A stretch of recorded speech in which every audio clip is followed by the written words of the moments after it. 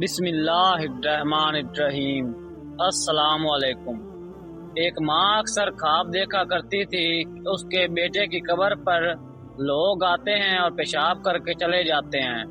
وہ ہمیشہ پوچھتی تھی کہ یہ کیسا خواب ہے اور اس کی کیا تعبیر ہوگی۔ اس بیچاری کو کیا پتا تھا کہ اس خواب کے پیچھے کیا راز تھے۔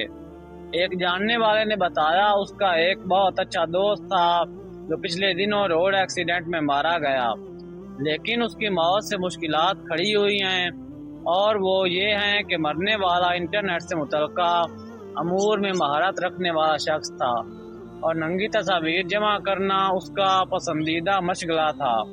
حتیٰ کہ اس نے اپنی ایک ویب سائٹ بنا رکھی تھی جس پر طرح طرح کی فاش تصاویر کا ایک بہت بڑا مجموعہ لوگوں کی تفریح کے لیے موجود تھا۔ اس ویب سائٹ کی خصوصیات میں سے ایک خصوصیت یہ بھی تھی کہ رجسٹرڈ ممبران کو نئی تصاویر یا ہر کچھ دنوں کے بعد چند تصاویر کا ایک مجموعہ خود بخود ہی ان کے ای میل پر پوسٹ ہو جاتا تھا۔ اب میرے اس دوست کی ناگہانی موت نے ہمارے لیے یہ مصیبت کھڑی کر دی کہ ہمیں اس کی ویب سائٹ کا پاس ورڈ معلوم نہیں ہے، تاکہ کم از کم اس ویب سائٹ کو بند کریں یا کوئی دوسرا حل نکالیں۔ جب میں مسجد میں بیٹھا اس کی نماز جنازہ کا انتظار کر رہا تھا تو یہی سوچ رہا تھا، اور جب ہم سب اس کی لاش کو اٹھا کر قبر کی طرف لے جا رہے تھے تو میں یہی سوچ رہا تھا کہ یہ قبر میں جا کر کس چیز کا سامنا کرے گا، ننگی تصاویر کا۔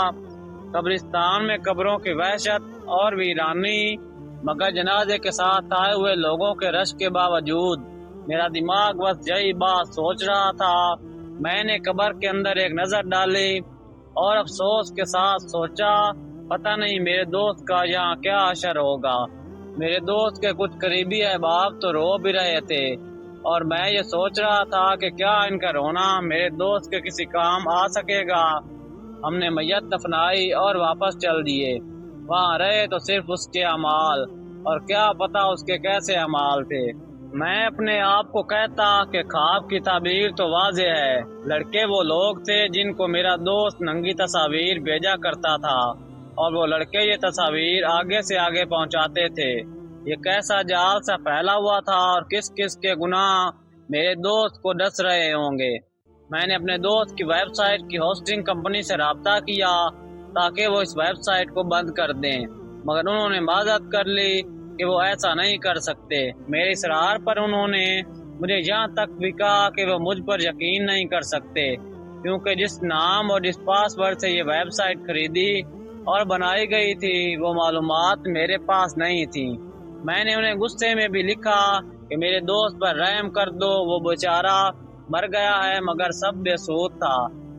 میں اکثر اپنے دوست کے بارے میں حضرت محمد صلی اللہ علیہ وآلہ وسلم کے ارشاد کے بارے میں سوچتا، جس کا مفہوم یہ ہے کہ لوگوں میں کچھ شر کے راستے کھولنے والے اور خیر کے بند کرنے والے ہوتے ہیں، اور میں تڑپ کر رہ جاتا میرا دوست کس طرح لوگوں کے گناہ اٹھائے گا جن کے لیے اس نے شر کے دروازے کھولے تھے، اور کس طرح قیامت کے دن ان سب گناہوں کو اپنے کندھے پر لاد کر محشر میں لائے گا۔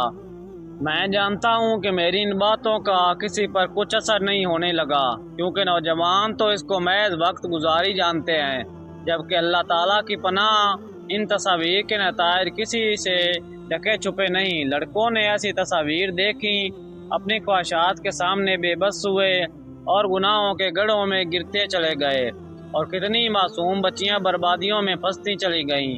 میرا دوست تو مر گیا، مگر میں جانتا ہوں کہ روز قیامت اس سے ضرور سوال کیا جائے گا کہ تو نے کتنی ایسی تصاویر پر اپنی نظریں ڈالیں، اور تیری دوسروں کو بھیجی ہوئی تصویروں پر کس کس نے نظریں ڈالیں، تو نے کدھر کدھر یہ تصاویر پھیلائیں، اور جن جن تک تیری بھیجی ہوئی تصاویر گئیں انہوں نے کس قدر آگے ان کو آگے پھیلایا۔ اللہ پاک ہمیں اس گناہ کبیرہ سے محفوظ فرمائے۔